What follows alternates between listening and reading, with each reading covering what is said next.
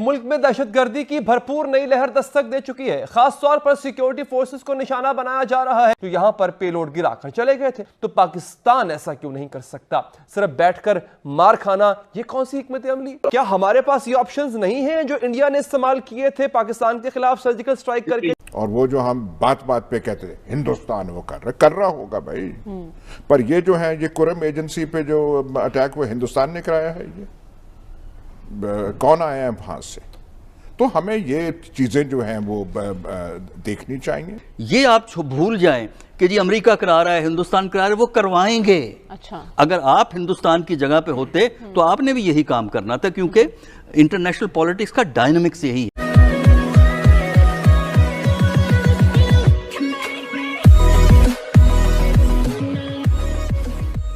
नमस्कार दोस्तों, अब यहाँ पर बात हो रही है कि भाई इंडिया अगर ऐसा कर सकता है, मतलब ये सर्जिकल स्ट्राइक हो या फिर एयर स्ट्राइक हो या फिर जो भी हो, पाकिस्तान में कई सारे एंटी इंडिया या फिर एंटी हिंदू लोग हैं, जब उनको मरवाने की बात हो रही हो तो इंडिया जब सारी चीज़ ऐसा कर सकता है तो हम क्यों नहीं कर सकते?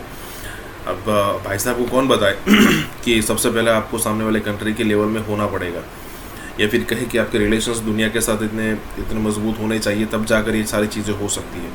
इनमें से कोई भी चीज़ आपकी फेवर में नहीं जाती। और मान लीजिए कि अगर यहाँ पर इंडिया अटैक करके चला गया, आपने कुछ नहीं किया, लेकिन मान लीजिए कि पाकिस्तान ने यहाँ पर अटैक करने की ट्राई की, तो उसकी कोई गारंटी नहीं है कि फुल फ्लैज वॉर ना हो। और अगर ऐसा हो गया तो फिर अब तो ऐसा कहा जाता है कि भाई 15-20 साल 25 साल पाकिस्तान पीछे जा चुका है इंडिया से। लेकिन अगर मान लीजिए फुल फ्लैज वॉर होती है, और उसमें नो डाउट इंडिया का भी नुकसान होगा, इंडिया की भी इकोनॉमी थोड़ी स्लो पड़ेगी, GDP स्लो होगा, लेकिन इसका फाइनल सोल्यूशन आ जाएगा पाकिस्तान का। और अगर आप ऐसा चाहते हो कि फाइनल सोल्यूशन आ जाए जिसमें बलूचिस्तान एक अलग देश बन जाए, POK इंडिया के पास आ जाए, सिंधु देश एक अलग बन जाए, आज का पंजाब है पाकिस्तान का, वो पाकिस्तान बना रहे, तो आप ऐसे ट्राई कर सकते हो। इसी के साथ ही वीडियो शुरू करते हैं। में दहशतगर्दी की भरपूर नई लहर दस्तक दे चुकी है। खास तौर पर सिक्योरिटी फोर्सेस को निशाना बनाया जा रहा है।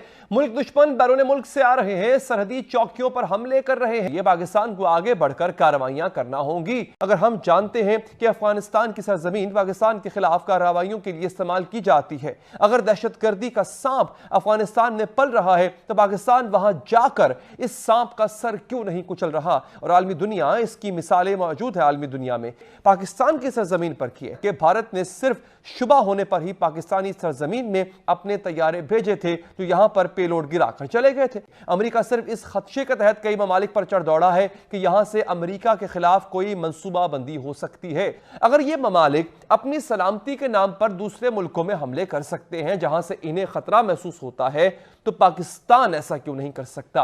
सिर्फ बैठकर मार खाना, ये कौन सी हिकमत अमली? आज भी ये जो कुछ हो रहा है इसमें CIA भी शरीक है, मोसाद है, ये भी भारत है, और किसी हद तक बाज एलिमेंट्स ईरान में भी हैं जो कि ये मदद कर रहे हैं। वो कि हमारे पास कोई ऐसे शवाहिद नहीं है कि हुकूमत की मर्जी उसमें शामिल है या नहीं, लेकिन बाज एलिमेंट्स वहां पे मौजूद हैं जो इनको फैसिलिटेट कर रहे हैं। इसी तरह आप देखिए कि गल्फ स्टेट्स वगैरह भी हैं जो कि इसमें मदद कर रहे हैं। तो ये एक इंटरनेशनल साजिश है। अच्छा, और वो जो हम बात बात पे कहते थे हिंदुस्तान वो कर रहा होगा भाई, पर ये जो है ये कुरम एजेंसी पे जो अटैक वो हिंदुस्तान ने कराया है, ये कौन आया है वहां से? तो हमें ये चीजें जो हैं वो देखनी चाहिए। हमारा टेंशन अफगानिस्तान से रहेगा क्योंकि TTP और अफगान तालिबान की सोच, उनका फलसफा एक है।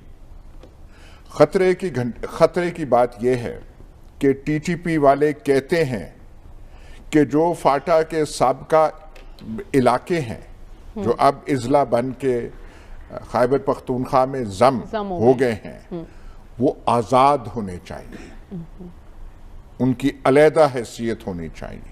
तो क्या इन्हें सपोर्ट हासिल है अफगान तालिबान की? नहीं तो वो जो है कैसे आ रहे हैं वहां पे?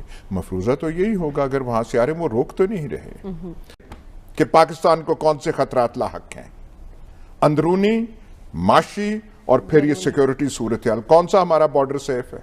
ईरान से लेके अफगानिस्तान, अफगानिस्तान से लेके हिंदुस्तान तक, पूरा का पूरा जो तीन जो हमारे बॉर्डर्स हैं, सारे खतरात वहां पे मुंडला रहे हैं। हमें बहुत बड़ा एक दाग लग चुका हुआ है। पाकिस्तान 2 टुकड़े हुआ था, इसी तरह की सूरत हाल थी। लिहाजा हमें तारीख से सबक हासिल करना चाहिए और वक्त पे किए हुए इकदाम ही नतीजा खेज होते। लेकिन अगर इस स्टेज के ऊपर अफगानिस्तान में तालिबान को बहुत ज्यादा प्रेशराइज किया गया या हमने को मिलिट्री एक्शन किया तो वो मजीद डिस्टेबलाइज होगा। अगर तालिबान की हुकूमत कमजोर पड़ती है तो वहां पे आप देखेंगे खाना जंगी शुरू हो जाती है। जनरल साहब, अब चले हम ये मान लेते हैं अफगानिस्तान अब उतना मुलव्विस नहीं है उसमें क्योंकि रजीम चेंज हो चुकी है। ईरान से हम बात क्यों नहीं करते? क्या हमारे पास ये ऑप्शंस नहीं हैं जो इंडिया ने इस्तेमाल किए थे पाकिस्तान के खिलाफ सर्जिकल स्ट्राइक करके, जो तुर्की करता है कुर्दों के खिलाफ सर्जिकल स्ट्राइक करके? देखिए, यहाँ पे ईरानियन इंटेलिजेंस के कुछ लोग डेफिनेटली लगता है कि इन्वॉल्व हैं, बजाय पब्लिक में रिजॉल्व करने के ये बिहाइंड द सीन रिजॉल्व की जाए, आते रहे हमारे। लेकिन सर, ये उसी बरादर मुल्क ने हमें ये धमकी दी थी कि अगर आपकी तरफ से कोई कार्रवाई हुई, दोबारा किसी दहशतगर्द ने ईरान में कार्रवाई की, तो हम खुद हिट करेंगे वहां पर आके। ये उस बरादर मुल्क ने कहा था और उसको ये भी हमें बताना जरूरी नहीं है कि हम भी आपके बरादर मुल्क हैं, हमारा भी ख्याल रखें। इंडिया के ताल्लुकात उनसे बहुत बेहतर और इंडिया के पास चाबहार है, वहां पे वो सारा उनका नेटवर्क इंडिया का काम कर रहा है, ईरानियों ने कभी रोका नहीं। और ये भी एक हकीकत है कि इंडिया के जितने अच्छे ताल्लुकात, करीबी ताल्लुकात इनके साथ हैं, इजराइल के साथ, वो ईरान के ऊपर जासूसी करते रहे, ईरानी इंफॉर्मेशन उनको देते रहे, लेकिन उसके बावजूद ईरान जो है वो चिपका हुआ है उनसे। और वो मेरी समझ से बालतर है कि उनको क्यों नहीं ये चीजें समझ आ रही। लेकिन अहम सवाल तो ये है कि इन अनासर की डोरें किन हाथों में है? डॉक्टर साहब, क्या हम अपने दुश्मन से वाकिफ हैं और इन वाकयात की टाइमिंग को आप किस तरह से देख रहे हैं? एक तरफ वज़ीर आज़म चीन के दौरे पर गए और वहां दावत देकर आए कि आए पाकिस्तान में सरमायाकारी करें, दूसरी तरफ ये अनासर एक्टिव होने की कोशिश कर रहे हैं। देखिए, डोरें किसी के भी हाथ में हों, जब तक आप मुकाबला खुद नहीं करेंगे, ये उम्मीद क्यों रखते हैं? अगर इस थ्योरी पे चला जाए कि डोरें किसी के हाथ में हैं, तो फिर आप या तो उन डोरों को काटें या फिर आप मुकाबला करें। अगर आपने इसको डील करना है, या तो आप इंटरनेशनल डिप्लोमेसी से करें, जो पाकिस्तान नहीं कर सकता। उसकी वजूहात हैं, पाकिस्तान की डिप्लोमेसी पे कंस्ट्रेंट क्या हैं, जो आप जिसकी इकोनॉमी अपने पाँव पे ना खड़ी हो, वो दूसरी कौमों का से बराह रास्त मुकाबला नहीं कर सकती। तो उसका दूसरा हल पाकिस्तान जैसे मुल्क के लिए ये है कि वो इस सिचुएशन को डायरेक्टली एड्रेस करें। ये आप भूल जाएं कि जी अमेरिका करा रहा है, हिंदुस्तान करा रहा है, वो करवाएंगे। अच्छा, अगर आप हिंदुस्तान की जगह पे होते तो आपने भी यही काम करना था, क्योंकि इंटरनेशनल पॉलिटिक्स का डायनामिक्स यही है। एक गैर मुस्तहकम अफगानिस्तान वो किसके हक में जाता है? वो जाहिर है वो हमारे खिलाफ जाता है और हक में जाता है, अमेरिकन के जाता है, इंडियंस के जाता है, जो कि नहीं चाहते कि पाकिस्तान के अंदर अमन हो, पाकिस्तान के अंदर CPEC आगे जो बढ़े, पाकिस्तान के अंदर जो BRI का प्रोजेक्ट है वो आगे चले, पाकिस्तान के अंदर तरक्की हो। जाहिर है पाकिस्तान के अंदर अगर इस तरह के हालात खराब होंगे तो चाइना के अंदर जो हालात, चाइना की जो इन्वेस्टमेंट है वो अफेक्ट होगी। India successfully test fires BrahMos supersonic cruise missile. ये इंडिया का ब्रह्मोस मिसाइल जो है उसका इन्होंने एक बेसिकली एडवांस्ड वर्जन आज फिर से टेस्ट फायर किया है और इन्होंने बताया है कि इसे इंडियन नेवी के जो डिस्ट्रॉयर है INS विशाखापत्तनम, उससे वेस्ट कोस्ट के ऊपर इन्होंने C2C अटैक करने के लिए ये सुपरसोनिक मिसाइल के अंदर एनहांसमेंट्स की हैं। और सुपरसोनिक मिसाइल के तजर्बे का मतलब यह है कि इंडिया ने आज बुनियादी तौर पे पाकिस्तान के ऊपर हावी होने की कोशिश की है। जाहिरी बात है पाकिस्तान ने इस वक्त तक सुपरसोनिक मिसाइल का तजर्बा नहीं किया हुआ, तो ये बुनियादी तौर पे पाकिस्तान और चीन दोनों के ऊपर जो है वो एक दबाव डालने का उनका है। पाकिस्तान को अब बहुत कुछ करना पड़ेगा और जो इक्विलिब्रियम ऑफ पावर है उसे बरकरार रखने के लिए बड़े अहम और तारीखी फैसले करने होंगे इस वक्त पाकिस्तान की सिविल मिलिट्री लीडरशिप को।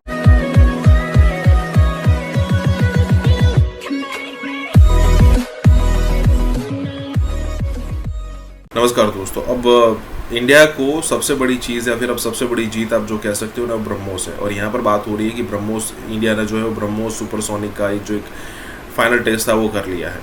अब पाकिस्तानियों को जो चीज़ से डर लगता है इंडिया के अंदर, उसमें ब्रह्मोस सबसे नंबर 1 पर आता है, क्योंकि वो ऐसा मिसाइल है जो पिछले दिनों भी इंडिया ने पाकिस्तान के अंदर भेजा था। हालांकि उसके बाद इंडिया ने ये कहा कि गलती से आ गया था, अदरवाइज़ 3-4 मिनट वहाँ पर घूमा और उसके बाद वहाँ पर गिर गया। और जिस जगह पर गिरा वहाँ पर कोई ह्यूमन एक्टिविटीज़ नहीं थी, लेकिन दूर थे, तो वहाँ पर दूर जितने लोग रहते थे उनके सारों के घर हिल गए यहाँ पर। कहने का मतलब ये है कि ब्रह्मोस जो सुपरसोनिक ब्रह्मोस से तो वैसे ही फटती थी, लेकिन सुपरसोनिक ऑलरेडी उसकी स्पीड बहुत ज़्यादा होती है। और जो पिछले दिनों जो सिचुएशन हुई कि इंडिया का जो मिसाइल वो पाकिस्तान के अंदर घुस गया, उससे ये भी पता चल गया कि चाइना की जो भी डिफेंस सिस्टम है आपके पास वो कोई काम नहीं आने वाला है। तो यहाँ पर यही बात हो रही है। इसी के साथ ही वीडियो शुरू करते हैं। India successfully test fires BrahMos supersonic cruise missile और ये 2.8 मैक पे गया, यानी कि ये 2.8 गुना स्पीड ऑफ जो साउंड है, आवाज की रफ्तार से, ये उससे भी ज्यादा तेज इंडिया ने जो ब्रह्मोस का तजुर्बा है वो कर लिया है। ये इंडिया का ब्रह्मोस मिसाइल जो है उसका इन्होंने एक बेसिकली एडवांस्ड वर्जन आज फिर से टेस्ट फायर किया है और इन्होंने बताया है कि इसे इंडियन नेवी के जो डिस्ट्रॉयर है INS विशाखापत्तनम, उससे वेस्ट कोस्ट के ऊपर इन्होंने C2C अटैक करने के लिए ये सुपरसोनिक मिसाइल के अंदर एनहांसमेंट्स की हैं, एडवांसमेंट्स की हैं। उसने ये कंफर्म किया है कि इस टारगेट ने, इस मिसाइल ने अपने टारगेट को बहुत प्रिसाइजली, यानी कि बिल्कुल एग्जैक्ट लोकेशन पर जाकर हिट किया है। इंडिया की जानिब से एक सुपरसोनिक मिसाइल का तजर्बा किया गया है और सुपरसोनिक मिसाइल के तजर्बे का मतलब ये है कि इंडिया ने आज बुनियादी तौर पे पाकिस्तान के ऊपर हावी होने की कोशिश की है। जाहिरी बात है पाकिस्तान ने इस वक्त तक सुपरसोनिक मिसाइल का तजर्बा नहीं किया हुआ और सुपरसोनिक मिसाइल के तजर्बे का मतलब ये है कि उसकी रफ्तार, दूसरा रडार को डॉज देना और तीसरा जो उन्होंने स्टेल्थ टेक्नोलॉजी का इस्तेमाल है, वो इस हवाले से बड़ी इंपॉर्टेंट बात है कि ये 72 घंटों के अंदर 3 मिसाइल के तजर्बात होना बड़ा मानी रखता है। जिसमें सबसे पहले जो है आपने देखा कि अग्नि 5 जो है ये भी एक बैलिस्टिक मिसाइल था, उसका तजर्बा किया गया। उन्होंने चीन के ऊपर भी और पाकिस्तान के ऊपर भी एक दबाव डालने की कोशिश की है। उनके 2 इस सिलसिले में दावे हमारे सामने आए हैं और जो जितने आमतौर पर क्रूज और बैलिस्टिक मिसाइल्स होते हैं, ये उनसे हट के जदीद वेरिएंट है जिसका आज उन्होंने तजर्बा किया है। जाहिरी बात है ये एक जदीद टेक्नोलॉजी है और ख़ासकर जो आप उसका काउंटर जिसको आप कह सकते हैं, जिसमें मुख्तलिफ किस्म की रडार्स होते हैं, इंटरसेप्टर्स होते हैं या मिसाइल डिफेंस सिस्टम होते हैं, ये उन चीज़ों के हवाले से एक जिद्दत है। अगर आप ये कहें कि उसको आपने काउंटर करना है तो जाहिर बात है उसको काउंटर करने के लिए आपके पास उतनी जदीद टेक्नोलॉजी होनी चाहिए जो कि आमतौर पर अभी तक हमें कहीं नज़र नहीं आती। तो ये बुनियादी तौर पे पाकिस्तान और चीन दोनों के ऊपर जो है वो एक दबाव डालने का उनका है। ये C2C वेरिएंट है। इसका मतलब ये है कराची और गवादर के जो साहिल हैं वहां तक उनकी वो पहुंच अपनी रखना चाहते हैं और आवाज की रफ्तार से 3 गुना तेज अपने टारगेट को जो है वो हिट करता है। आज सबसे पहली बात तो ये है कि ये चीन के साथ जो मुज़ाकरात हैं और चीन के ऊपर दबाव डालना, क्योंकि S-400 और फिर राफेल तैयार है, उसके बाद सुपरसोनिक मिसाइल, दूसरा पाकिस्तान को दबाव में लाना है। और पाकिस्तान, क्योंकि मैंने आपको खबर आज दी थी कि फ्रांस के पास चूंकि यूरोपियन यूनियन काउंसिल की जो प्रेसिडेंसी है वो जून तक आ गई है, तो इंडिया फ्रांस के साथ मिलकर एक लॉबिंग कर रहा है कि पाकिस्तान के पास ये जो वेपन्स आ रहे हैं यूरोपीय यूनियन के ममालिक से वो नहीं आने चाहिए और दूसरी जानिब ये सारा कुछ कर। इस तरह से पाकिस्तान का हमसाया मुल्क पिछले 5-6 साल से दिफाई मैदान के अंदर इस कदर तेज रफ्तारी से आगे बढ़ रहा है कि जिसकी मिसाल नहीं मिलती। India has world's 3rd biggest defence spending now. 2020 के अंदर यह रिपोर्ट सामने आई कि भारत दुनिया के अंदर दिफाई इखराजात करने वाला दुनिया का 3रा बड़ा मुल्क बन चुका है। अमेरिका के साथ डिफेंस डील्स, फ्रांस के साथ डिफेंस डील्स, इजराइल के साथ डिफेंस डील्स, ये सारी की सारी इसी इंडिया की पॉलिसी का एक। इंडिया ने अमेरिका से वेपन्स की प्रोक्योरमेंट भी बहुत ज्यादा बढ़ा दी। सुपरसोनिक मिसाइल्स जो हैं उनके अंदर इंडिया जो है वो बहुत ज्यादा इंडिजिनसली और दीगर मुल्कों के साथ काम करके उन्हें डेवलप कर रहा है और इसी तरह का मामला इस वक्त हुआ है। पाकिस्तान को अब बहुत कुछ करना पड़ेगा और जो इक्विलिब्रियम ऑफ पावर है उसे बरकरार रखने के लिए बड़े अहम और तारीखी फैसले करने होंगे इस वक्त पाकिस्तान की सिविल मिलिट्री लीडरशिप को। और इसमें जाहिर बात है सिविल लीडरशिप और इकोनॉमिक जो पोजीशन है पाकिस्तान की उसे बेहतर करना सबसे ज्यादा जरूरी और सबसे पहला मरहला होगा। वज़ीर आज़म साहब अपनी हर चीज को कंपेयर करते हैं इंडिया के साथ और बांग्लादेश।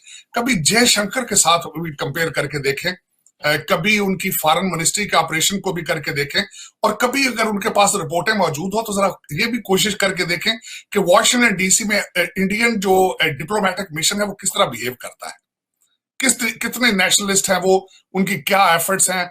आपके ऊपर कितनी वो नजर रखते हैं, जरा वो भी देखें, उन चीजों को कंपेयर करें। कभी अगर आपने कोई मॉडल बनाना है तो देखें, अब मॉडल होना चाहिए ना। अब कभी खुद चीजें नहीं बना सकते तो कॉपी कर लें किसी की। तो लेकिन अफसोस है यही, मैं आपको हमेशा ये कहता हूं, हमारे डिप्लोमेटिक मिशन जो है वो सिर्फ 2 चीजों के लिए बनाए जाते हैं बाहर, शनाख्ती कार्ड बनाने के लिए और पासपोर्ट बनाने के लिए। उनका डिप्लोमेसी और फॉरेन पॉलिसी के साथ कोई तल्लुक नहीं। हमारे क्या सुनने में आ रहा है कि अगले महीने 2+2 डायलॉग हो रहा है, जिसमें इंडिया के फॉरेन मिनिस्टर और डिफेंस मिनिस्टर वाशिंगटन आ रहे हैं, और उनको जो है वो कोई डिफेंस इक्विपमेंट के हवाले से कुछ सुना, $3 अरब की जो इक्विपमेंट, ड्रोन्स भी वो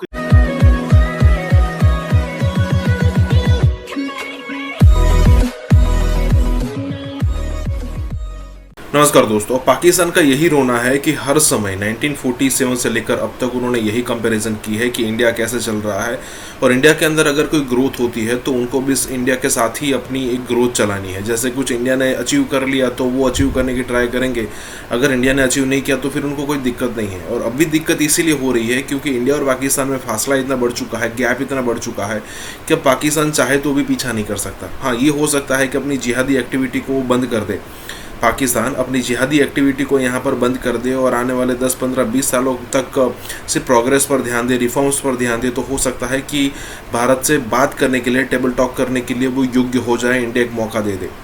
अदरवाइज इंडिया की ट्रेन इतनी स्पीड से चल रही है कि पाकिस्तान ना ही उसको आने वाले 20, 25, 30 सालों तक कैच नहीं कर पाएगा, सिवाय कि इंडिया अगर यहाँ पर डिजास्टर होता है तब जाकर पाकिस्तान को कोई कैचअप हो सकता है। कहने का मतलब यह है कि अगर आपको कंपैरिजन करना है तो इंडिया की फॉरेन पॉलिसी से कंपेयर कीजिए, मोदी के काम से कंपैरिजन कीजिए, जयशंकर की पॉलिसी से कंपेयर कीजिए।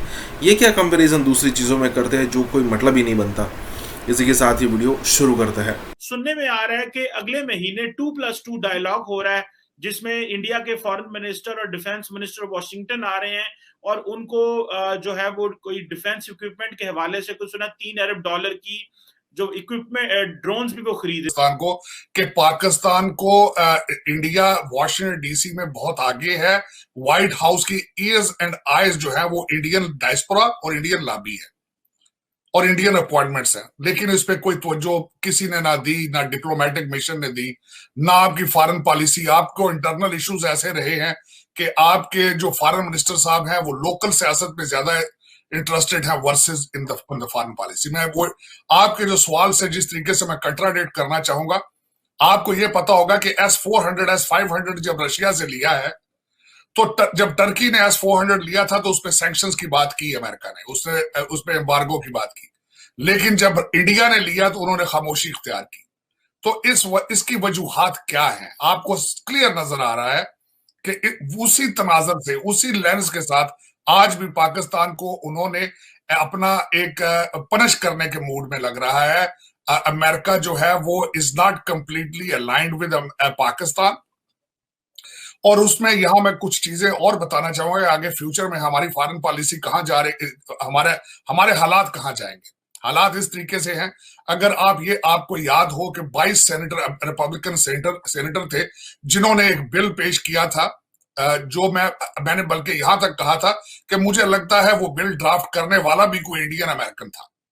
उसमें बिल्कुल पाकिस्तान को एक कॉर्नर करना, निशाना बनाने की कोशिश की गई। उसमें जो हमारी पाकिस्तान की फॉरेन पॉलिसी है वो भी कंफ्यूजन और बौखलाहट ज्यादा नजर आती है, और उसी की वजह से जिस तरीके से, बल्कि आपको पता होगा कि पिछले अरसे में यहां से ये भी एक्यूज किया गया था कि अंडर एज लोगों को पाकिस्तान में आर्मी में भर्ती किया जाता है, और उसमें तो दरअसल हकीकत ये है कि अगर आपने वाजे और कम्प्रीहेंसिव अपनी को पॉलिसी ना अख्तियार की तो खुदा ना करे कि आपके ऊपर सैंक्शंस और एम्बार्गो लगे, लेकिन उसका मूड बनता नजर आ रहा है, और उसमें की फैक्टर होगा Indian appointments, Indian lobby, Indian diaspora in Washington DC. Security adviser से सफीर लगना, सदर आजाद कश्मीर से सफीर लगना, ये मोहित यूसुफ साहब को क्या आपके दिमाग में वैसे क्या आता है? तारड़ साहब वो क्यों सफीर आना चाहते होंगे अमेरिका? मैं बिल्कुल इसको एक मजाक समझूंगा, और वज़ीर आज़म साहब अपनी हर चीज को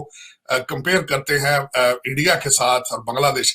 कभी जयशंकर के साथ कंपेयर करके देखें, कभी उनकी फॉरेन मिनिस्ट्री के ऑपरेशन को भी करके देखें, और कभी अगर उनके पास रिपोर्टें मौजूद हो तो जरा ये भी कोशिश करके देखें कि वॉशिंगटन डीसी में इंडियन जो डिप्लोमेटिक मिशन है वो किस तरह बिहेव करता है, कितने नेशनलिस्ट हैं वो, उनकी क्या एफर्ट्स हैं, आपके ऊपर कितनी वो नजर रखते हैं, जरा वो भी देखें, उन चीजों को कंपेयर करें। कभी अगर आपने कोई मॉडल बनाना है तो देखें, अब मॉडल होना चाहिए ना। अब कभी खुद चीजें नहीं बना सकते तो कॉपी कर लें किसी की। तो लेकिन अफसोस है यही, मैं आपको हमेशा ये कहता हूं, हमारे डिप्लोमेटिक मिशन जो है वो सिर्फ दो चीजों के लिए बनाए जाते हैं बाहर, शनाख्ती कार्ड बनाने के लिए और पासपोर्ट बनाने के लिए। उनका डिप्लोमेसी और फॉरेन पॉलिसी के साथ कोई तल्लुक नहीं। हमारे वज़ीर आज़म साहब है अपनी हर चीज को कंपेयर करते हैं इंडिया के साथ और बांग्लादेश। कभी जयशंकर के साथ भी कंपेयर करके देखें, कभी उनकी फॉरेन मिनिस्ट्री के ऑपरेशन को भी करके देखें, और कभी अगर उनके पास रिपोर्टें मौजूद हो तो जरा ये भी कोशिश करके देखें कि वॉशिंगटन डीसी में इंडियन जो डिप्लोमेटिक मिशन है वो किस तरह बिहेव करता है, कितने नेशनलिस्ट हैं वो, उनकी क्या एफर्ट्स हैं, आपके ऊपर कितनी वो नजर रखते हैं, जरा वो भी देखें, उन चीजों को कंपेयर करें। कभी अगर आपने कोई मॉडल बनाना है तो देखें, अब मॉडल होना चाहिए ना। अब कभी खुद चीजें नहीं बना सकते तो कॉपी कर लें किसी की। तो लेकिन अफसोस है यही, मैं आपको हमेशा ये कहता हूं, हमारे डिप्लोमेटिक मिशन जो है वो सिर्फ दो चीजों के लिए बनाए जाते हैं बाहर, शनाख्ती कार्ड बनाने के लिए और पासपोर्ट बनाने के लिए। उनका डिप्लोमेसी और फॉरेन पॉलिसी के साथ कोई तल्लुक नहीं। हमारे और आपके पूरी कंट्री को उसने एक पिक्चर ड्रा करके रख दिया है, एक क्वेश्चन मार्क बना दिया है पाकिस्तान के फ्यूचर पॉलिसी के बारे में। इट वाज अमेजिंग, मैं उस पे हैरान था। मैं बड़ा अभी तक मैं I am still listening, I am still reading, still working on that Asma Jahangir conference. और वाकई ये आंखें खोले, आई ओपनर था वो एक पूरा सेशन। और उसमें फॉरेन पॉलिसी तो खैर देखे ना, दो चीजें होती। फॉरेन पॉलिसी चीमा साहब, आप सिर्फ मुमालिक उस वक्त उन पे सीरियस होते हैं जब अंदर से आपको वोट ऑफ कॉन्फिडेंस हासिल हो अवाम का, आपके अंदर सब अच्छे की रिपोर्ट हो, आपके अंदर चीजें बिल्कुल स्मूथ चल रही हो, तो आप कोशिश करते हैं हाँ भैया बाहर निकल के अपने पड़ोसियों से रिलेशनशिप बेहतर करें। ये फॉरेन पॉलिसी। लेकिन जब इंटरनल हालात आपके ये हो कि आपका डॉलर आपके कंट्रोल से बाहर हो, आपका चीनी माफिया आपके कंट्रोल से बाहर हो, आटा माफिया भी आपके कंट्रोल में ना हो, और माफिया चला रहे हो जब पूरी कंट्री को, देखे ना इस वक्त सोमालिया या दूसरे ममालिक में वॉर लॉर्ड होते हैं, वो कंट्री चलाते हैं। हमारे भी तो वो वॉर लॉर्ड है ना, चीनी माफिया वॉर लॉर्ड है अपनी, क्योंकि गवर्नमेंट की वो सुनते ही नहीं है, रेट ऑफ गवर्नमेंट ही कोई नहीं, किसी माफिया के ऊपर कोई इतलाक नहीं किसी चीज का। किस कदर पाकिस्तान के खिलाफ साजिशें हो रही हैं, इस्लाम के खिलाफ, मुसलमानों के खिलाफ साजिशें हो रही हैं, और मुसलमानों को जिस तरह कमजोर किया जा रहा है, तो मैं समझता हूं ये बहुत बड़ा एक खंजर है जो पाकिस्तान की पीठ में घोंपा गया है। और वजह यह है कि इस वक्त तुर्की ने अपनी इकॉनमी बहाल करनी है, और इस सिलसिले में वो इसराइल से भी ताल्लुकात चाहता है, और हर मुल्क से ताल्लुकात चाहता है जिससे उसे उम्मीद हो कि कुछ ना कुछ उसकी इकॉनमी को सहारा मिलेगा। हिंदुस्तान एक टर्किश कंपनी है, वो भारत को तकरीबन 100 ड्रोन दे रही है। द क्वेश्चन रिमेन्स कि क्या टर्किश ड्रोन पाकिस्तानी बॉर्डर पे इस्तेमाल होगा, क्या सर्विलेंस करेगा एक मुस्लिम मुल्क का ड्रोन जो है। अब देखिए ना, इसकी इंटरप्रिटेशन है जैसे भी की जा सकती है।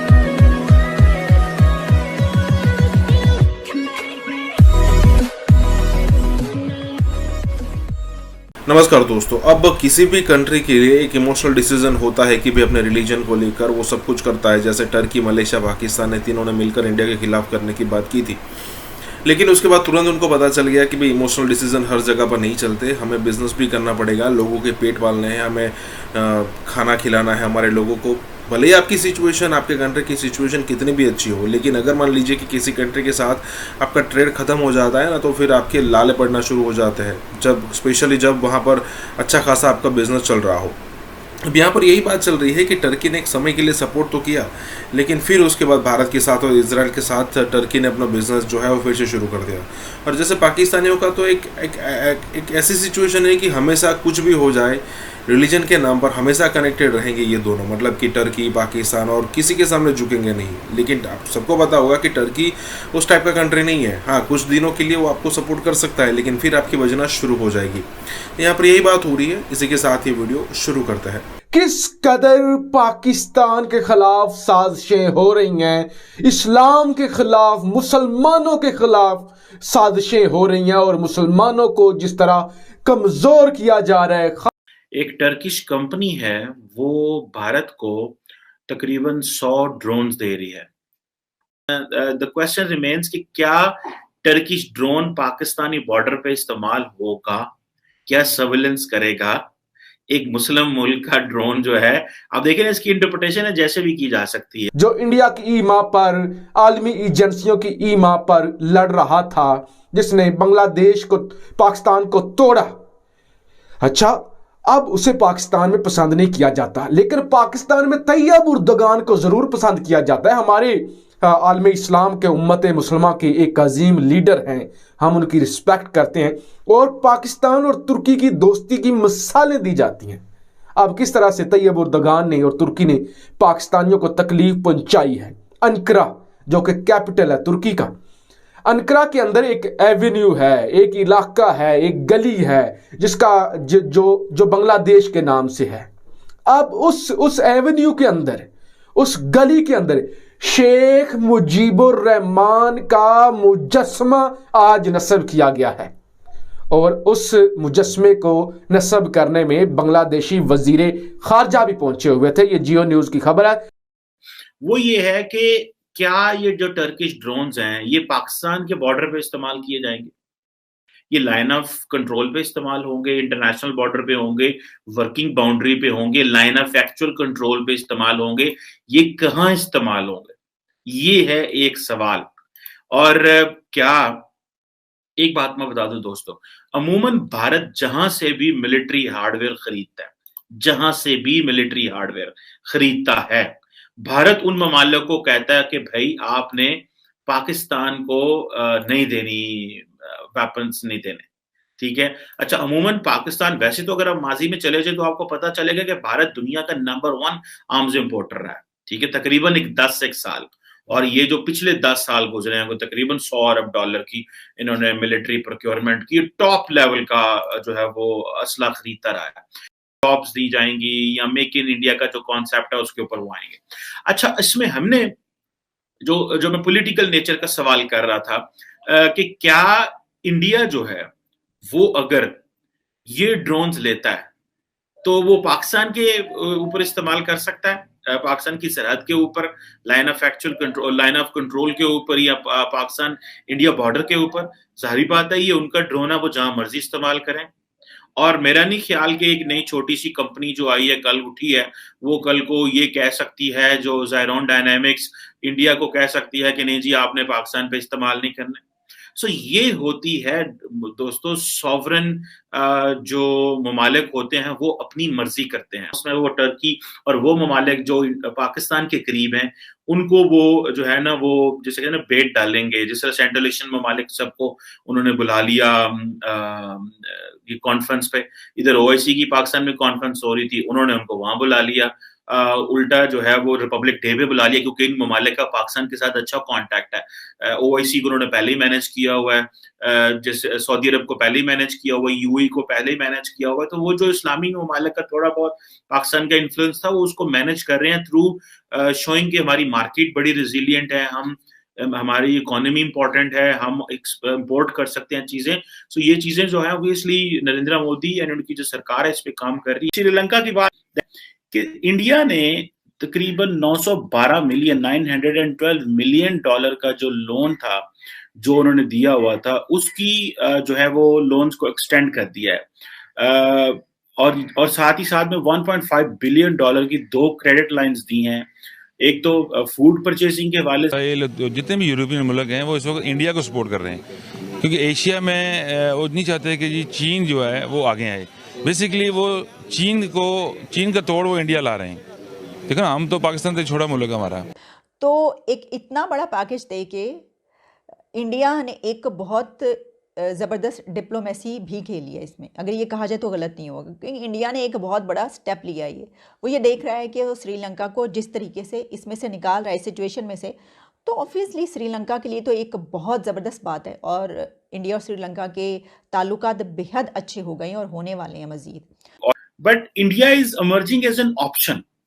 So this is something that gives them an edge कि India as an option सामने आ रहा है. This is where everybody believes, even if ये सिर्फ श्रीलंका की बात नहीं होगी, ये अफ्रीका में भी बात होगी, ये मालदीव्स भी सोचेगा, ये नेपाल भी सोचेगा, ये भूटान भी सोचेगा, ये और ममालिक भी सोचेंगे, ये अफगानिस्तान में तालिबान भी सोचेंगे कि भाई देखो. मैंने इसी बिना पर ये कहा कि अगर पाकिस्तान के इंडिया से ताल्लुकात अच्छे होते दोनों मुल्कों के, नेबरिंग कंट्रीज़ होते हुए, जो हमारा पास्ट है और जो हमारा प्रेजेंट है और जो फ्यूचर नज़र आ रहा है, अगर ये सब कुछ ना होता तो इंडिया पाकिस्तान को इस सिचुएशन से निकाल सकता था.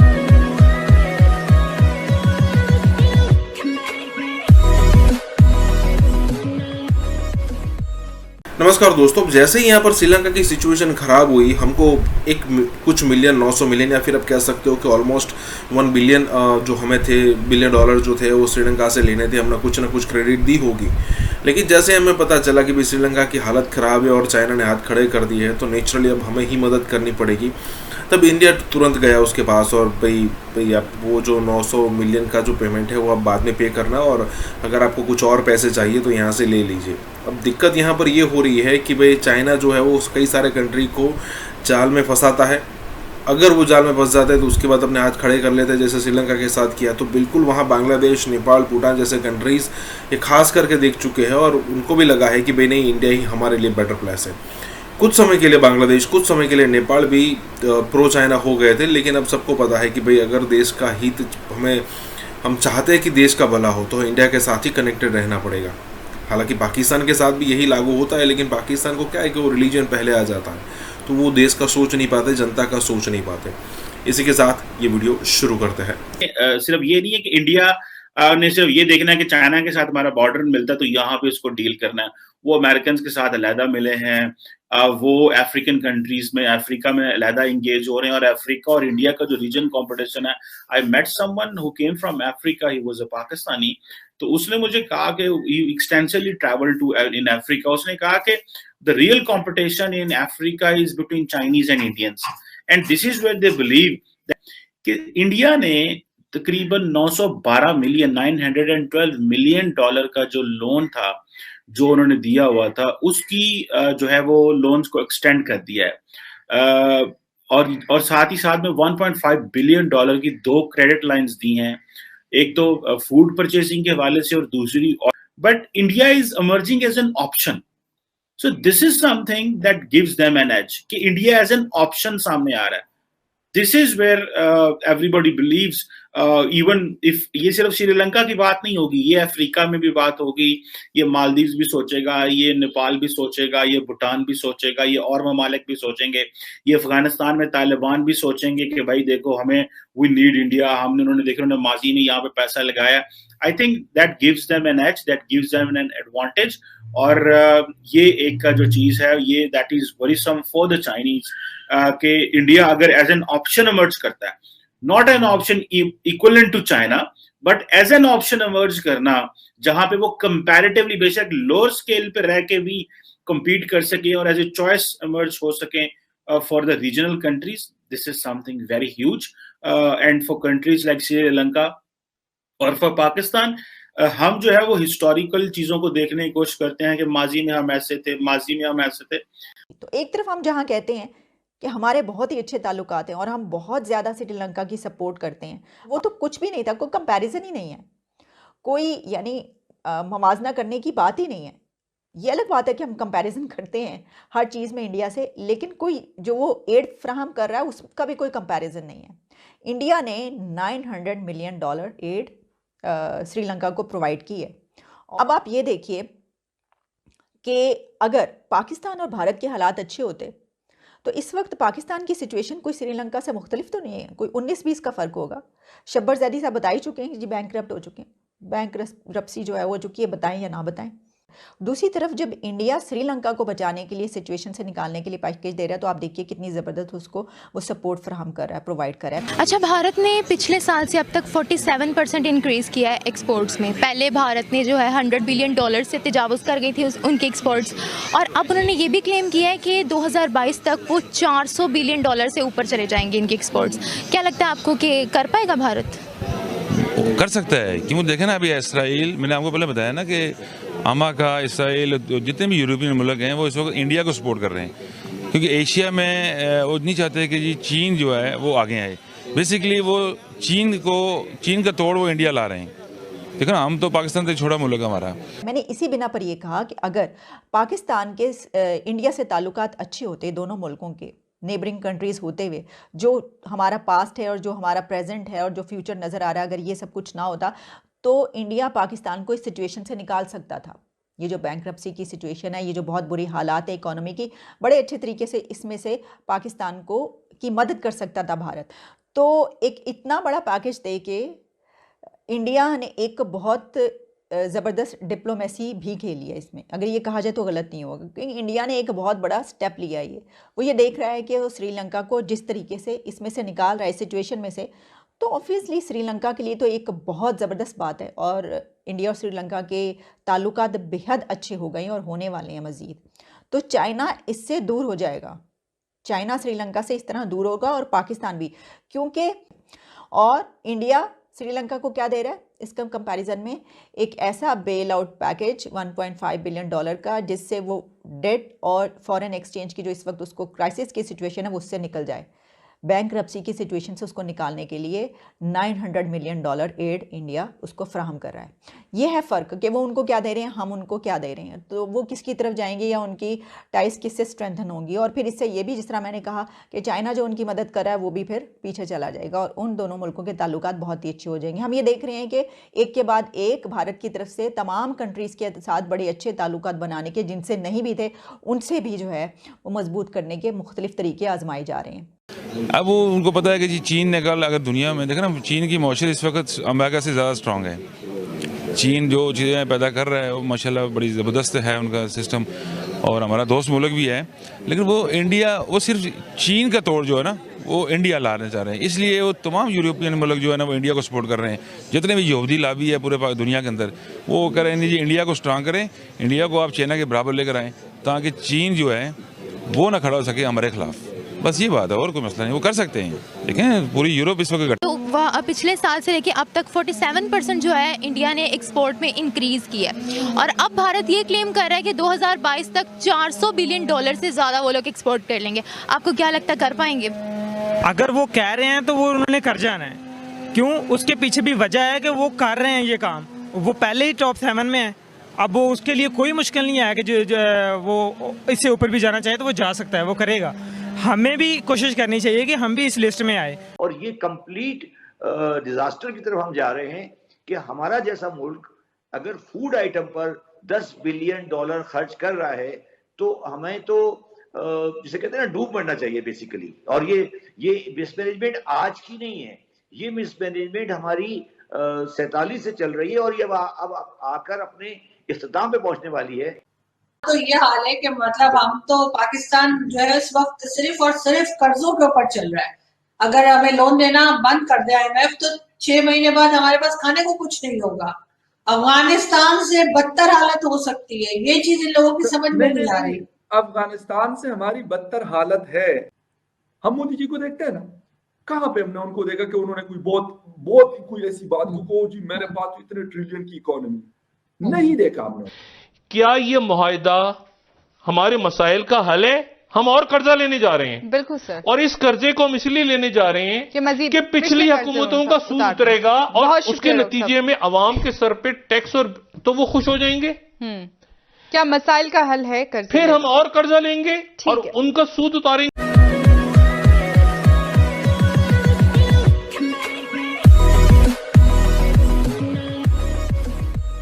नमस्कार दोस्तों, इस वीडियो में कई सारे मुद्दों पर बात हो रही है, जैसे कि पाकिस्तान के अंदर $10 बिलियन की बाहर से फूड इंपोर्ट किया जाता है।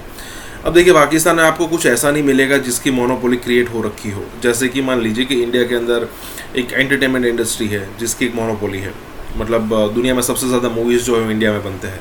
अगर आप दूसरा काउंट करो कि IT इंडस्ट्री में, फार्मास्यूटिकल इंडस्ट्री में और भी कई सारी इंडस्ट्री है, पाकिस्तान में आपको कुछ ऐसा नहीं मिलेगा। और जहाँ कुछ नहीं होता वहाँ खेती या फिर आप कह सकते हो कि किसानी एक अच्छी खासी चीज़ होती है जो वहाँ की इकोनॉमी को चलाती है। वहाँ का जो किसान होता है वो अपनी किसानी करता है और चलाता है। अब ऐसी कंट्री में जहाँ पर आपके पास अच्छी खासी ज़मीन है, वहाँ पर भी आपको $10 बिलियन के फूड इंपोर्ट करने पड़े तो आपके लिए बहुत ही ख़राब सिचुएशन कहलाएगी, बहुत ही विचित्र सिचुएशन कहलाएगी कि भाई एक आप और कुछ तो करते नहीं हो। और ऐसा भी नहीं है कि इंपोर्ट 10 बिलियन है तो एक्सपोर्ट कोई ना कोई चीज़ों में 20, 25, 30 बिलियन करते होंगे, ऐसा भी नहीं है। मतलब वो कर्जा चढ़ता ही रहता है। अगर कोई कर्जा है जिसकी किस्त चुका नहीं है तो और कर्जा ले लेंगे, यही बात हो रही है। तो इसी के साथ ही वीडियो शुरू करते हैं। हम जब लोन लेने के लिए जाते हैं कहीं पे तो हमें अगर बैठने के लिए कहा जाता है पाकिस्तानियों को तो लेट जाते हैं, वहां पे बैठने के बजाय सीधे सीधे लेट जाते हैं कि जी प्लीज हमें जो है वो आप कुछ डॉलर्स दे दें ताकि हम अपना काम चलाएं, क्योंकि कमाने की आदत तो हमें है ही नहीं। मांगे तांगे पे बरसों से हम मुल्क को चला रहे हैं और आगे भी यही लग रहा है कि इसी किस्म की गवर्नमेंट्स आ रही हैं और इसी किस्म की गवर्नमेंट अभी भी हैं जो ये नहीं सोचती कि हमने कुछ अपना खुद भी जो है अपने आप को मजबूत करना है और अपनी इकोनॉमी को आगे लेके जाना है। तो ये हाल है कि मतलब हम तो पाकिस्तान जो है इस वक्त सिर्फ और सिर्फ कर्जों के ऊपर चल रहा है। अगर हमें लोन देना बंद कर दे IMF तो 6 महीने बाद हमारे पास खाने को कुछ नहीं होगा। अफगानिस्तान से बदतर हालत हो सकती है, ये चीज इन लोगों की समझ में नहीं आ रही। अफगानिस्तान से हमारी बदतर हालत है इन्फ्लेशन के हवाले से, इस वक्त भी हम उनसे आगे हैं। ये अफसोस का मुकाम है कि एक जंगजदा मुल्क जहाँ पे 40-50 सालों से जंग चलती रही, जहाँ पे एक बाकायदा हुकूमत नहीं है, बाकायदा कोई ऐसे मजबूत इदारे नहीं है, उसके बावजूद भी हमारे मुल्क से उसमें हालात बेहतर है। बड़ी बात जो बड़ा होता है ना उसको करने की जरूरत नहीं। हम मोदी जी को देखते हैं ना, कहाँ पे हमने उनको देखा कि उन्होंने कोई बहुत कोई ऐसी बात को जी मेरे पास तो इतने ट्रिलियन की इकोनॉमी, नहीं देखा हमने उनको। वो वहां पे LPG गैस वहां पे मतलब मैं ये नहीं कहता कि वहां पे महंगाई नहीं होगी, लेकिन कम पैसों में आम आदमी के लिए मिल रहा है और वो उसको डिलीवर कर रहा है, तो यार वो उसकी तारीफ वो करेगा ना कि यार मेरे दोस्त बिल्कुल ये चीज मिल रही है मुझे। और वो वोट लेकर आए हैं, इनकी तरह नहीं आए कि किसी के कंधे पे चढ़ के आए, और ये बात तो सारी दुनिया जानती है। तो क्या उसके अंदर इस गवर्नमेंट के मौजूदा सियासतदान बिलखुसूस फाइनेंस मिनिस्टर्स भी पाकिस्तानी अवाम को बेवकूफ बना रहे हैं? शब्बर जैदी साहब देखिए, पहले वाले के बारे में मैं कहता हूँ वो तो जान के बेवकूफ बना रहे थे, ये मेरा ख्याल है अनजाने में बेवकूफ बना रहे हैं कि ये इस गवर्नमेंट की मिसमैनेजमेंट है। हम बहुत अरसे से एक बड़ी खतरनाक तरीके से अपने मुल्क को मिसमैनेज कर रहे हैं।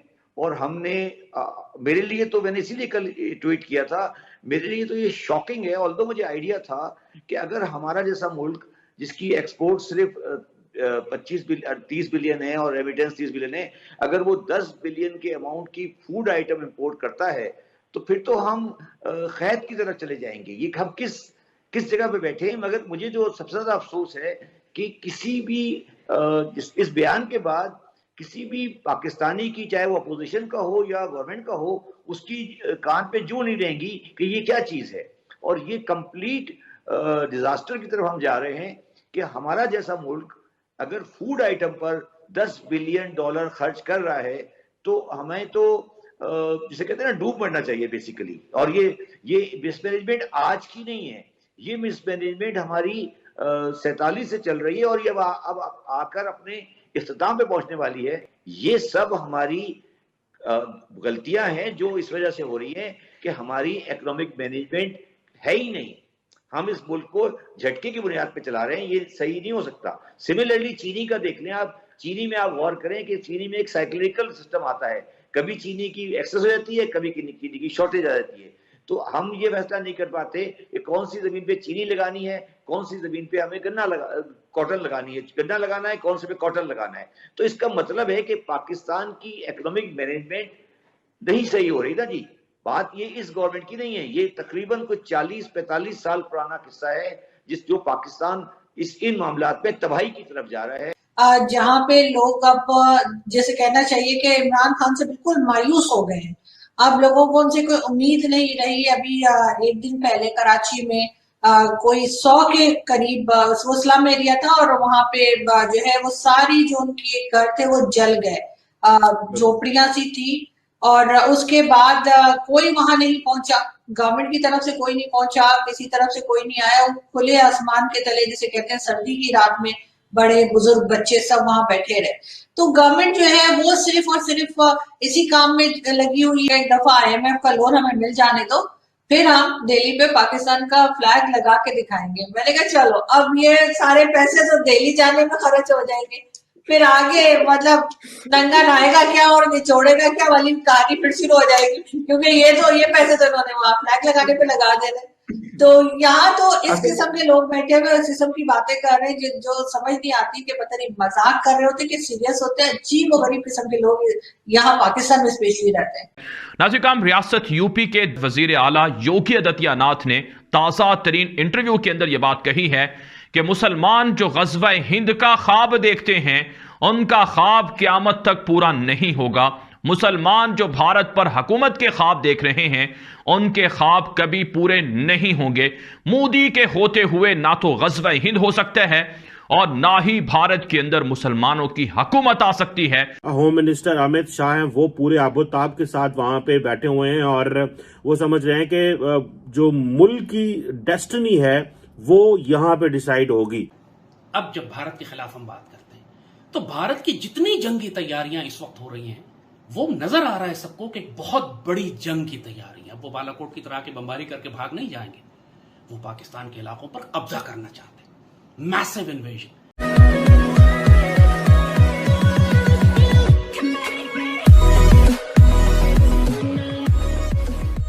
नमस्कार दोस्तों, अब कई बार पाकिस्तान की मीडिया में नो डाउट मोदी के बारे में चर्चा हमेशा चलती रहती है, लेकिन कई बार योगी भी जो है वो सुर्खियां बटोर लेते हैं। अब यूपी के अंदर अब सबको पता है कि कोई ना कोई यहाँ पर कुछ ना कुछ करता रहता है और वहाँ पर उसको अच्छी खासी मार भी पड़ती है। अब योगी आदित्यनाथ की तरफ से पिछले दिनों एक स्टेटमेंट आया था कि ग़ज़वा हिंद का अगर आपका सपना है तो आप भूल जाइए, क्योंकि जब तक मोदी योगी है ना वो उसके बारे में आप सोच भी नहीं सकते। और अगर मान लीजिए कि कुछ उस चीज़ में कुछ आपने कर भी लिया ना तो फिर आपको नानी याद आ जाएगी। अब उनके स्टेटमेंट की इंडिया में जितनी चर्चा नहीं होती उतनी चर्चा पाकिस्तान में होती है। मतलब उनको थोड़ा भी नहीं लगता, पाकिस्तान को, पाकिस्तानी मीडिया को थोड़ा भी नहीं लगता कि हम इंडिया के खिलाफ ग़ज़वा हिंद करने की बात करते हैं और इंडिया की तरफ से एक स्टेटमेंट भी नहीं आएगा। मतलब आप तो चाहते हैं कि पूरा का पूरा जो हिंदुस्तान है वो आप कब्जा कर लो और इंडिया एक स्टेटमेंट भी नहीं दे सकता। अजीब है, हिपोक्रेसी, दोगलापन भी कहते हैं इसे। इसी के साथ ये वीडियो शुरू करते हैं। नाज़िर, रियासत यूपी के वजीर आला योगी आदित्यनाथ ने ताज़ा तरीन इंटरव्यू के अंदर यह बात कही है कि मुसलमान जो ग़ज़वा हिंद का ख्वाब देखते हैं उनका ख्वाब क़यामत तक पूरा नहीं होगा। मुसलमान जो भारत पर हुकूमत के ख्वाब देख रहे हैं उनके ख्वाब कभी पूरे नहीं होंगे। मोदी के होते हुए ना तो ग़ज़वा हिंद हो सकता है और ना ही भारत के अंदर मुसलमानों की हुकूमत आ सकती है। वीडियो सुने, इसके बाद आपको मजीद तफसीलात भारत से फराहम करते हैं। सपना देख रहे हैं ग़ज़वा हिंद का। मैं बहुत स्पष्टता के साथ कह सकता हूं ये नया भारत है। ये दुनिया के सबसे लोकप्रिय नेता से नरेंद्र मोदी जी के नेतृत्व का भारत है। नए भारत में विकास सबका, लेकिन तुष्टीकरण किसी का नहीं।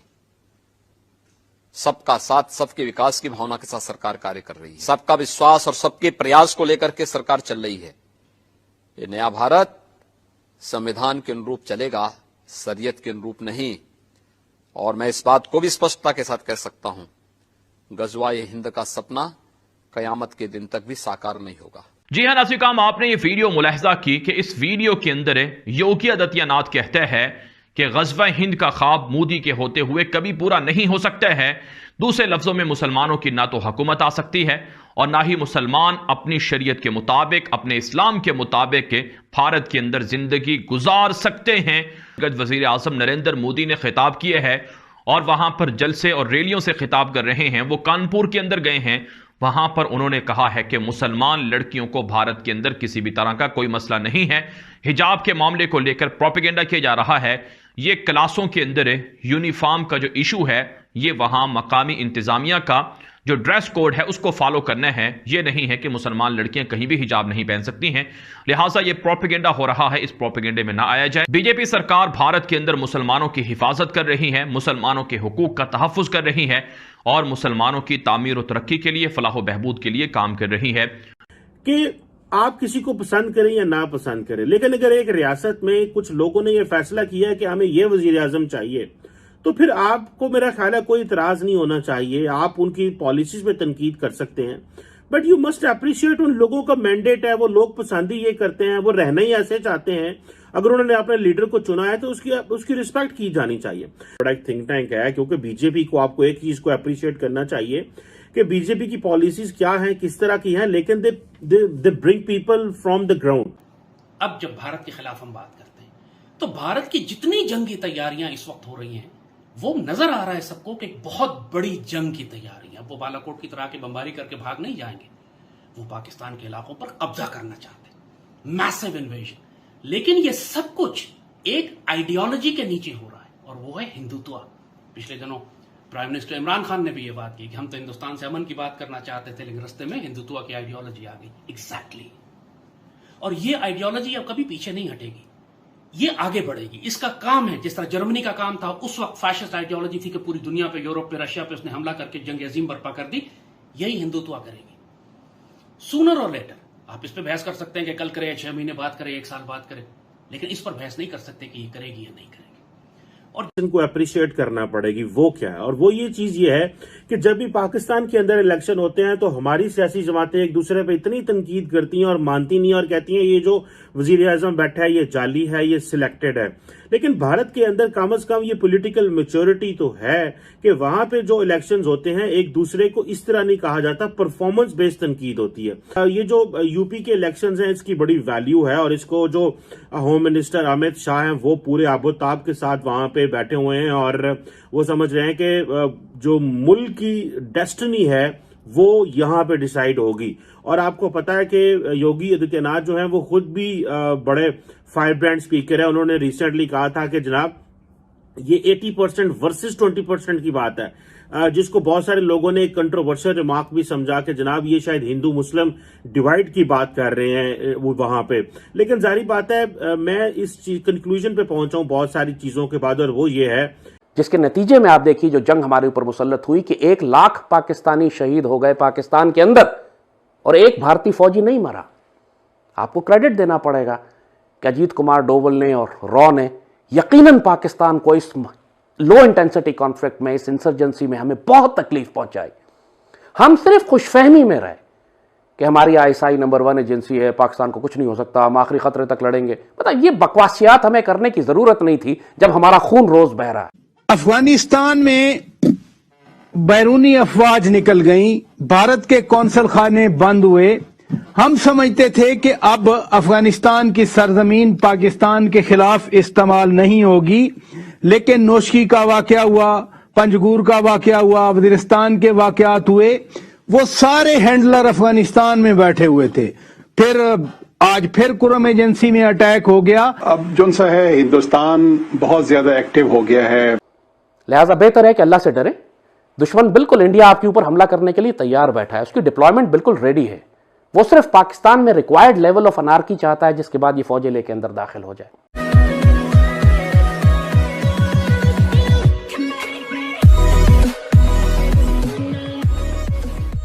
नमस्कार दोस्तों, अब जब शुरुआत हुई इन द सेंस कि पहले क्या था कि वो जो पहले रशिया को भगाने के लिए जो मदरसे खुले थे और उसमें जो वहाबी विचारधारा जो अपनाई गई थी, अब उसके बाद क्या हुआ कि वो रशिया तो चला गया लेकिन वो विचारधारा, कट्टर विचारधारा वैसी की वैसी रही। उसके बाद TTP क्रिएट हुआ, तो TTP के सामने लड़ने के लिए पाकिस्तान ने अपनी सेना और कई सारी चीज़ें करी, तो उसमें एक मैजिक हो गया। सबसे पहले शुरुआत हुई थी, हमने अपने 10-15 हज़ार जवान खोए या फिर सिविलियन खोए, फिर उसके बाद 20-25 कर दिए उसको, वो आंकड़ा बढ़ता ही रहा, फिर 30,000, 40,000, 60,000। अब ये हामिद जो है, लाल टोपी जैद हामिद, वो 1 लाख तक का अपना आंकड़ा पहुंचा रहा है, और उसमें कह रहा है कि भाई यहाँ पर रॉ की साजिश थी, यहाँ पर अजीत कुमार डोवल की साजिश थी, और उनका एक जवान शहीद नहीं हुआ, मतलब इंडिया का, और हमारे 1 लाख जवान शहीद हो गए। मतलब एक समझ में नहीं आता कि आंकड़ा, मतलब अगर वेरीफाई करना भी हो तो कैसे करेंगे? क्या आपने 1 लाख लोगों की यहाँ पर जाने गवाई है? अगर TTP की अगर आप बात करते हो तो TTP तो आपने ही क्रिएट किया था, उसमें कोई ऐसा नहीं है कि भाई वो अचानक से कहीं से आ गए और आपकी सिचुएशन खराब कर दी। इसी के साथ ये वीडियो शुरू करते हैं। खौफ व हिरास फैल गया है पाकिस्तान में कि जैसे बलूचिस्तान हमारे हाथ से निकल कर जा रहा है, और रियासत पाकिस्तान जो है अब वो इस दहशतगर्दी का मुकाबला नहीं कर सकती कि अफगानिस्तान और ईरान के जरिए रॉ जो है किस तरीके से, इस हद तक कॉन्फिडेंस उनको हो चुका, सर्विंग अफसर बलूचिस्तान में भेज रहे थे कमांड करने के लिए बलूचिस्तान लिबरेशन आर्मी को, और सिर्फ ऑफिसर्स ही नहीं भेज रहे थे, वो अपने कमांडोज और अपने टेररिस्ट और अपने सारी फाइनेंसिंग और फंडिंग कम से कम 40-50 अरब रुपया पाकिस्तानी रुपए में खर्च किया गया टीटीपी और बीएलए को फंड करने में, जिसके नतीजे में आप देखिए जो जंग हमारे ऊपर मुसल्लत हुई कि 1 लाख पाकिस्तानी शहीद हो गए पाकिस्तान के अंदर और एक भारतीय फौजी नहीं मरा। आपको क्रेडिट देना पड़ेगा कि अजीत कुमार डोवल ने और रॉ ने यकीनन पाकिस्तान को इस लो इंटेंसिटी कॉन्फ्लिक्ट में, इस इंसर्जेंसी में हमें बहुत तकलीफ पहुंचाई। हम सिर्फ खुशफहमी में रहे कि हमारी ISI नंबर 1 एजेंसी है, पाकिस्तान को कुछ नहीं हो सकता, हम आखिरी खतरे तक लड़ेंगे। पता ये बकवासियात हमें करने की जरूरत नहीं थी जब हमारा खून रोज बह रहा है, जब 1 लाख पाकिस्तानी शहीद हो चुके हैं, ISI के हर हेडक्वार्टर पर सुसाइड बॉम्बिंग हुई है, GHQ के गेट पे लेफ्टिनेंट जनरल शहीद हुए हैं। हमें बहुत पहले होश में आ जाना चाहिए था कि हम ये जंग हार रहे हैं। लिहाजा बेहतर है कि अल्लाह से डरें। दुश्मन बिल्कुल इंडिया आपके ऊपर हमला करने के लिए तैयार बैठा है, उसकी डिप्लॉयमेंट बिल्कुल रेडी है। वो सिर्फ पाकिस्तान में रिक्वायर्ड लेवल ऑफ अनार्की चाहता है, जिसके बाद ये फौजें लेके अंदर दाखिल हो जाए। अफगानिस्तान में बैरूनी अफवाज निकल गई, भारत के कौंसल खाने बंद हुए। हम समझते थे कि अब अफगानिस्तान की सरजमीन पाकिस्तान के खिलाफ इस्तेमाल नहीं होगी, लेकिन नोशकी का वाकया हुआ, पंजगूर का वाकया हुआ, वजीरिस्तान के वाकयात हुए, वो सारे हैंडलर अफगानिस्तान में बैठे हुए थे। फिर आज फिर कुरम एजेंसी में अटैक हो गया। ये क्या हो रहा है सर? पर राजा साहब, मेरे ख्याल में अब जो सा है हिंदुस्तान बहुत ज़्यादा एक्टिव हो गया है इन जो एलिमेंट्स को जो सा सपोर्ट करने में, ताकि किसी न किसी तरीके से पाकिस्तान को डिस्टेबलाइज किया जाए और अफगानिस्तान की जो मौजूदा हुकूमत है उसमें और पाकिस्तान के दरमियान कुछ मिसअंडरस्टैंडिंग्स डेवलप हों। तो उसमें वो बिल्कुल एक बड़ा ही उन्होंने एक्टिवेट कर दी है अपने सारे एसेट्स को हिंदुस्तान ने, और मुझे बिल्कुल कोई भी इसमें शुबे वाली बात नहीं, और मैं ये बात बिल्कुल ना करता अगर मैंने जो एक सॉलिड एविडेंस जो हिंदुस्तान की सपोर्ट होती है BLA BRA को, BLF को, अगर वो मैंने उसके साथ सॉलिड एविडेंस को ना देखा होता। अच्छा, इनकी बहुत ज्यादा इन्वेस्टमेंट हुई है और उन्होंने उन एलिमेंट्स को अभी बहुत ही ज्यादा एक्टिवेट कर दिया हुआ है। तो ये जो कुछ भी हम देख रहे हैं ये उसी का एक नतीजा है। जो तो BLA है वो तो ऑपरेट कर सकती है समुंदर से भी, क्योंकि समुंदर पार उनके ठिकाने हैं। वो ऑपरेट कर सकती है हिंदुस्तानी बॉर्डर से भी, क्योंकि वो ठीक है बाढ़ लगी हुई है, उन्होंने खुद लगाई है, वो गेट खोल के उनको पार करा सकते हैं। और ये भी याद रखें कि फॉल्स फ्लैग ऑपरेशन का मतलब ही ये होता है कि करे कोई और भरे कोई और। जिस तरह पाकिस्तान 1947 में बना, उस वक्त से ही अफगानिस्तान की हुकूमत पाकिस्तान में फसादात बर्पा कर रही थी। अफगानिस्तान वाहिद मुल्क था, क्योंकि वो सोशलिस्ट थे, कम्युनिस्ट थे, जाहिर शाह के एलिमेंट्स थे, उनमें सुरखे थे, पख्तूनिस्तान बनाने वाले थे, खान अब्दुल गफ्फार खान, बाचा खान वाले एलिमेंट्स थे, जो किसी सूरत पाकिस्तान को नहीं बनने देना चाहते थे। तो पख्तूनिस्तान का मसला उस वक्त से ही खड़ा कर दिया गया था। मगर साथ ही साथ बलूचिस्तान के अंदर भी कुछ नवाब थे, कुछ सरदार थे, यानी नजम सेठी जैसे लोग, जिन्होंने एक लंदन कॉमरेड ग्रुप के नाम से ग्रुप बनाया था। आयरनी देखिए, कम्युनिस्ट है लेकिन लंदन में जाके कॉमरेड ग्रुप बनाते हैं। उसमें जस्टिस S.A. रहमान के बेटे थे, उसमें नजम सेठी था, जिसमें शायद आयर और भी बहुत, अहमद राशिद भी शायद था उसमें। इन सारों ने मिलकर पाकिस्तान में बाकायदा मुसल्ला बगावत बर्पा की। नजम सेठी गिरफ्तार हुआ, मिलिट्री इंटेलिजेंस की जेल में रहा महीने, इसको फांसी की सजा लगने वाली थी। लेकिन वो जो रिकंसिलिएशन हुई बलोचों के साथ, कि जी बलोचों के साथ रिकंसिलिएशन होनी चाहिए, उसके नतीजे में इसको रिहा कर दिया गया। और फिर उसके बाद जो आज तक ये हामिद मीर की तरह जहर उगल रहा है पाकिस्तानी रियासत के खिलाफ, फिर इसको गवर्नर बना दिया गया। यानी सोचिए कि रियासत पाकिस्तान गद्दारों, दहशतगर्दों को पकड़कर जब गवर्नर बनाया और मुल्क में रियासत और इख्तियार और इख्तियार इनके हाथ में दे, तो फिर हम ये शिकायत कैसे करें? हामिद मीर ने जिस किस्म की बगावत बर्पा करवाने में किरदार अदा किया है, जो भड़काने में कि बलूचिस्तान में आग लगाई झूठ फैलाकर के आर्मी बलोचों को पकड़ के हेलीकॉप्टरों से नीचे गिरा रही है, ऐसे शख्स जिसके टुकड़े कर देने चाहिए थे रियासत को, वो आज भी बड़े ताकत। इंडिया से वो इतना खौफजदा था कि खुद उसने, ये जितने लोगों से उनकी मुलाकातें हुई थी, उन्होंने ये कंक्लूड किया कि पाकिस्तान का सबसे बड़ा अलमिया ये है कि उनका बहादुर तरीन आदमी भी इंडिया से बहुत डरता है। और तो ये इनका प्रॉब्लम है कि ये दो ज़बानें बोलते हैं, और उसकी वजह यह है कि ये डरते हैं एक तरफ इंडिया से, दूसरी तरफ अपने अवाम से, और दोनों से झूठ बोलते हैं।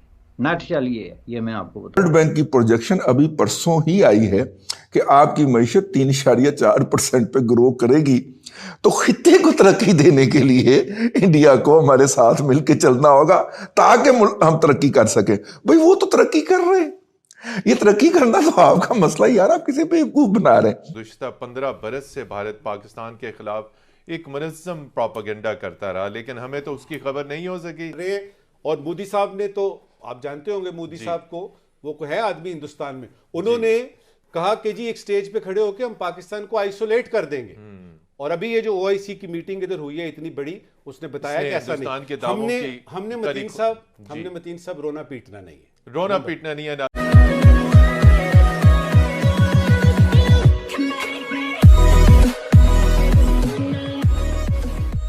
नमस्कार दोस्तों, अब यहाँ पर बात हो रही है कि पाकिस्तानी आर्मी भले ही कितनी भी जज्बे वाली बात कर रहे हैं, लेकिन उनको सबसे ज़्यादा जो डर लगता है ना वो इंडिया से ही लगता है, इंडियन आर्मी से लगता है।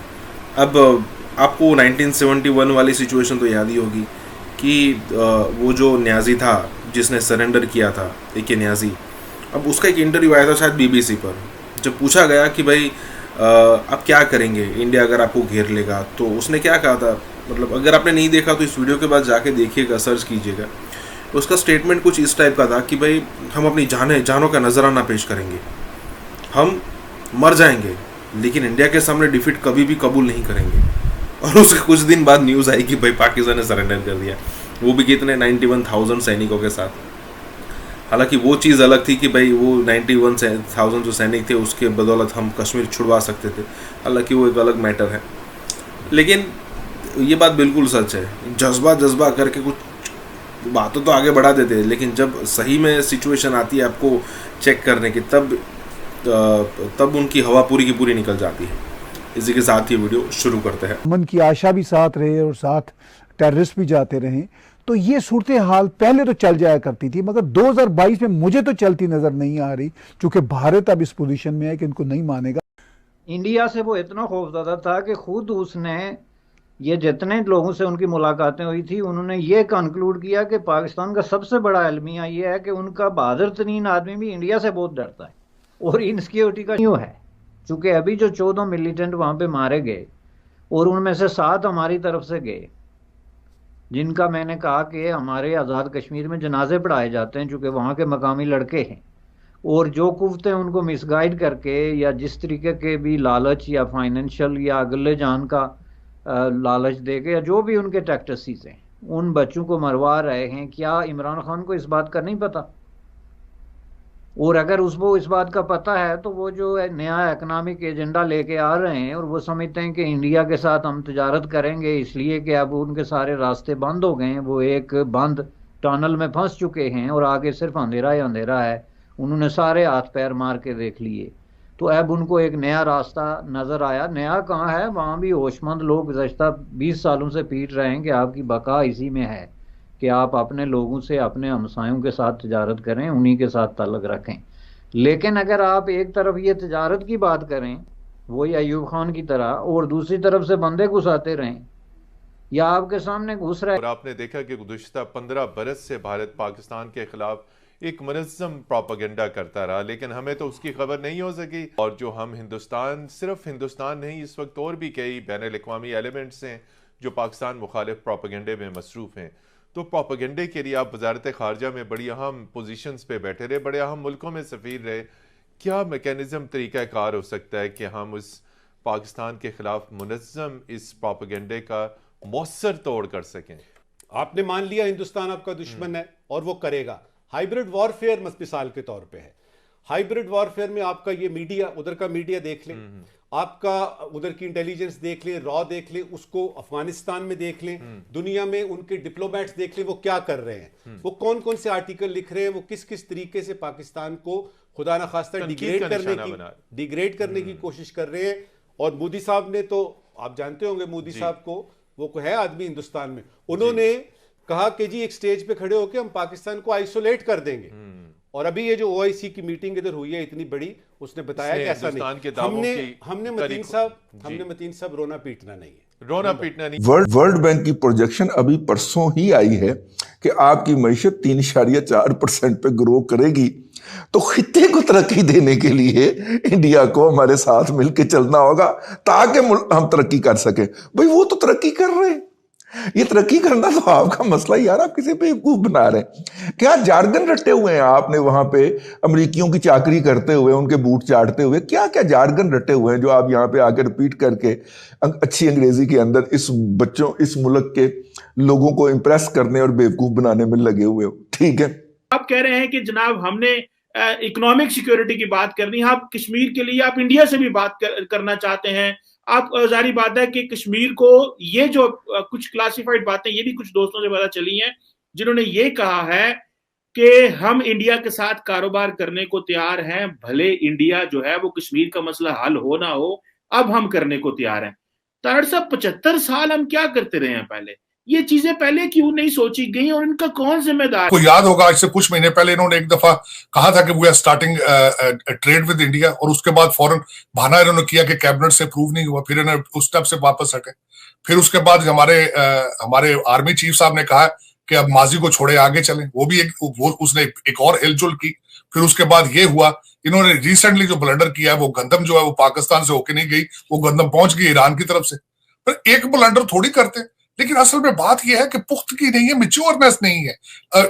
लेफ्ट हैंड जो करता है राइट हैंड को पता ही नहीं है कि क्या हो रहा है।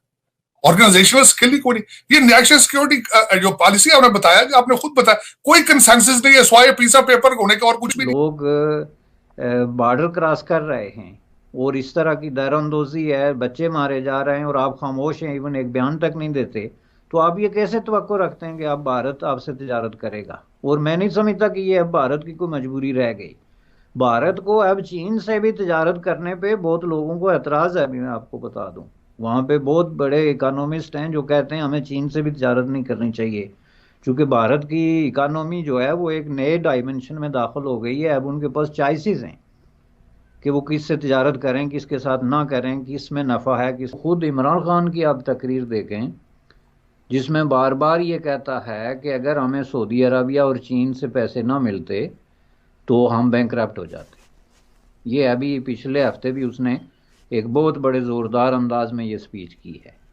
और आपको पता है कितने पैसे मिले हैं उनको चीन और सऊदी अरब से जो वो बेल आउट हुए उस वक्त पे, यानी $2-4 बिलियन की देर है आपको बैंकरप्ट होने में। और जाहिर है उसके बाद कोई बहुत बड़े हालात या आपके ज़र मुबादला के ज़खायर या कोई इस तरह की पेमेंट्स की कैपेसिटी में कोई बहुत बड़ी तब्दीली नहीं आई है। तो इसलिए मैं समझता हूँ कि ये एक चीज़ ओपन है जिस पे किसी तरह के मतलब है कोई ज़रूरत ही नहीं है कोई सबूत पेश करने की। जब प्राइम मिनिस्टर खुद बार बार इसकी तस्दीक कर रहा है तो ये बात तय है कि पाकिस्तान जो है वो on the verge of politically अगर ना सही लेकिन फाइनेंशियली जो है इकोनॉमिकली कोलैप्स पे है। कुछ भी हुआ ये बच्चे मेरे बैठे हुए हैं, ठीक है। मैं खुद फौजी करने जा रहा हूँ, कमिश्नर मुजफ्फराबाद, तहसीलदार मुजफ्फराबाद जिम्मेदार है, या मैं फिल फॉर हमारा घर खोलें और रिकॉर्ड की दुरुस्ती करें। अदरवाइज हमें हिंदुस्तान इंडिया से मदद करते हैं, हम मोदी से मदद तलब कर रहे हैं कि आओ और इनको सीधा करो, ये रकबे तुम्हारे हैं मोदी, ये सिखों के गैर मुस्लिमों के रकबे हैं, किसी के बाप के नहीं है, किसी की माँ को जहेज में नहीं मिले हुए। तो मैं दुश्मन से मदद मांगूंगा, इंडिया से मदद मांगूंगा। इतना गुस्से में था ये कि मोदी को याद करने लग गया। ये एक मैं कहूंगा कि इट्स अलार्मिंग सिचुएशन। यहाँ पे मोदी जी को क्यों पुकारा जा रहा है, या इंडियन हुकूमत को या फिर इंडिया को पुकारने का मतलब क्या है? कि हमने बांग्लादेश में किया, हमने उससे सबक नहीं सीखा। उसके बाद हमने बलूचिस्तान में किया, उससे हमने सबक नहीं सीखा। खैबर पुख्तनख्वा में किया, उससे हमने सबक नहीं सीखा। अब मेरे ख्याल में कश्मीर के साथ करें, लेकिन उससे भी हम सबक नहीं सीख रहे।